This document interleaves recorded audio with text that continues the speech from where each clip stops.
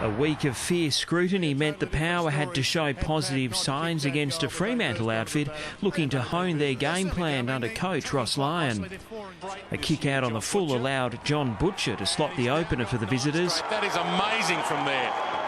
A 50-metre penalty then allowed Tendai Mzungu to give Ryan Crowley a chance to unleash. And long to the square, there's no one home, and he might go all the way.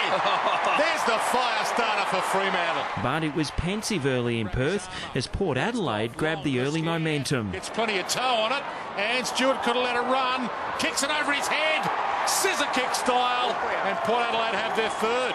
A tight first term, and there was less than 3 minutes to go before Matthew Pavlich made an impact. That is a gem of a kick, and that's the igniter they needed. At quarter time, the Power were on level terms, 20 points apiece, while there was some concerns with Pavlich's knee. The skipper was given the all clear, and he showed he wasn't under too much duress. And Ben's back again. Fremantle in front. The home side starting to take a firm grip on a low-scoring match. Nice off the boot, and the crowd find voice. A bruising encounter for Matthew de Boer. He needed attention after copping a stray elbow.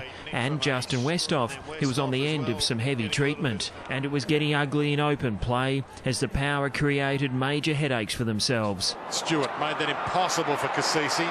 Clancy Pearce, he can smell some blood here. Wraps him up, ties him up. It's between his legs. The crowd roar. They get what they're after. Clancy Pearce made no mistake. The biggest lead of the game to either team. Never in doubt from there. When Pavlich bagged his third, the match was slipping away for Port Adelaide. And he gets one closer to the magical 500. Plenty of pain for Lockie Neal after the young Docker was kneed in the stomach.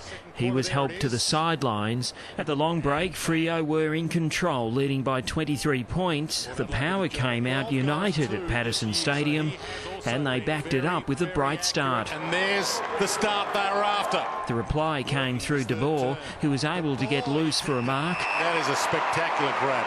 Power coach Matthew Primus wasn't happy. De Boer didn't miss. And there's your instant reply. But the Dockers couldn't put the visitors away, and by the final break, the Power stayed within striking distance, trailing by 22 points. And Port Adelaide are up off the canvas. Their hopes fading when Aaron Sandilands loomed large in attack. Drives it through the middle with confidence. And Port Adelaide again at breaking strain. Chris Mayne put the game out of reach with his second for the day. Big kick this, and he punches the air the moment it met his boot. He still hasn't missed for the year. The Power crashing to their sixth straight loss as Mayne added to his tally. 13 straight to start the year. The skipper capped the game with a milestone kick, giving home fans the perfect final act. The Purple Heart. His fourth for the day, 500th of his career, and the 51st AFL VFL player to reach the magical 500.